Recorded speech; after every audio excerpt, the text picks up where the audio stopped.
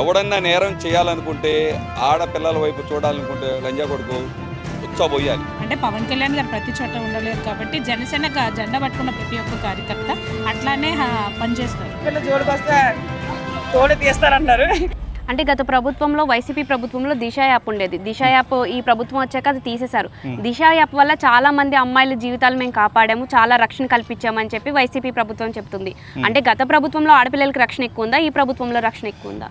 మీరే చూసారు, గత ప్రభుత్వంలో ఆడపిల్లల మీద ఎన్ని చోట్ల అగాత్యాలు జరిగాయి, ఎన్నో చోట్ల జరిగాయి. మొన్న అసెంబ్లీలో చంద్రబాబు నాయుడు గారు కూడా చెప్పారు కదా,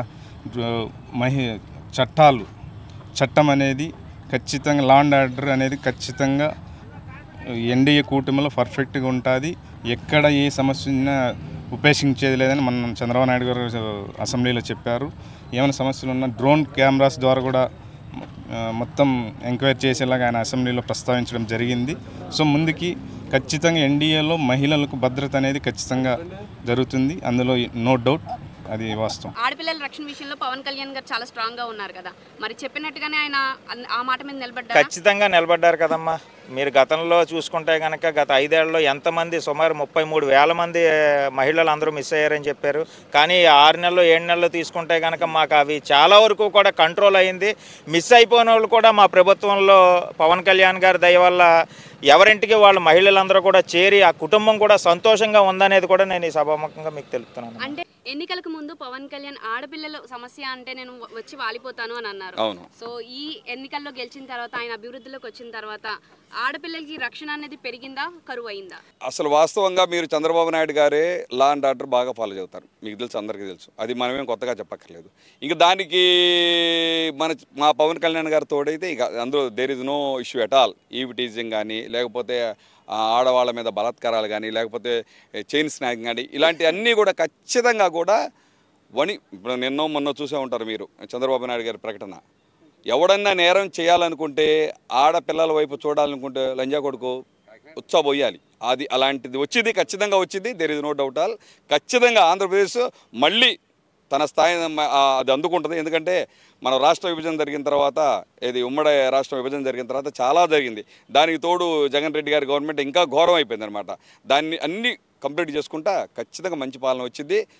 ఆడపిల్లలకి, మీలాంటి వాళ్ళకి ఖచ్చితంగా సేఫ్ జరిగింది, there is no doubt at all. ఎక్కడన్నా అన్యాయం జరిగితే పవన్ కళ్యాణ్ అక్కడ నేను ఉంటాను అన్నారు, ఆ మాట ప్రకారం ఆయన నిలబడుతున్నారు. ప్రతి ఒక్క జనసేన నాయకులు కూడా అక్కడ నిలబడతారు. అంటే పవన్ కళ్యాణ్ గారు ప్రతి చోట ఉండలేరు కాబట్టి జనసేన జెండా పట్టుకున్న ప్రతి ఒక్క కార్యకర్త అట్లానే పనిచేస్తారు. గత ప్రభుత్వంలో రక్షణ ఎక్కువ ఉందా, ఈ ప్రభుత్వంలో ఆడపిల్లలకు రక్షణ స్పష్టంగా ఉంది.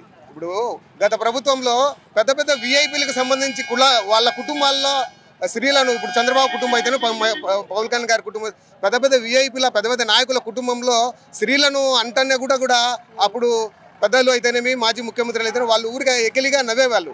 ఇప్పుడు అటువంటి పరిస్థితి లేదు.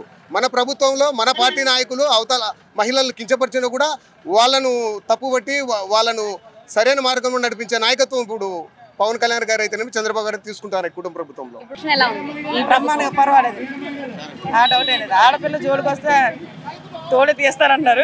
అది ఆల్రెడీ మీకు అందరికీ తెలుసు, ఆ ఎర్మేలు కూడా మీకు చెప్తారు. ఆడపిల్లల రక్షణ ఈ ప్రభుత్వం అధికారంలోకి వచ్చిన తర్వాత ఎలా ఉంది, గత ప్రభుత్వంలో ఎలా ఉంది? గత ప్రభుత్వంలో మనం చూస్తూనే ఉన్నాం, చిత్తూరు జిల్లాలో ఒక మహిళని ఎంత దారుణంగా చంపేస్తున్నారో. మన ప్రభుత్వం వచ్చినాక ఇంతవరకు ఎక్కడే కానీ అలాంటి అమ్మాయిల మీద అలాంటివి చేయడం జరగలేదు.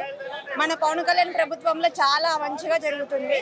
ఈ ప్రభుత్వంలోనే ఎక్కడే కానీ అమ్మాయిల మీద అరేంజ్మెంట్స్ అనేది జరగలేదు. ముందు ప్రభుత్వంలో ప్రియాంక రెడ్డి కానీ, చిత్తూరు జిల్లాలో చనిపోవడం కానీ ఇవన్నీ జరగడం జరిగింది. ఈ ప్రభుత్వంలో పవన్ కళ్యాణ్ గారి ఆధ్వర్యంలో ఇట్లాంటివి ఏం జరగలేదండి. ప్రభుత్వంలో ఆడపిల్లలకి రక్షణ ఉంది, ఈ ప్రభుత్వంలో ఆడపిల్లలకి రక్షణ ఉందండి.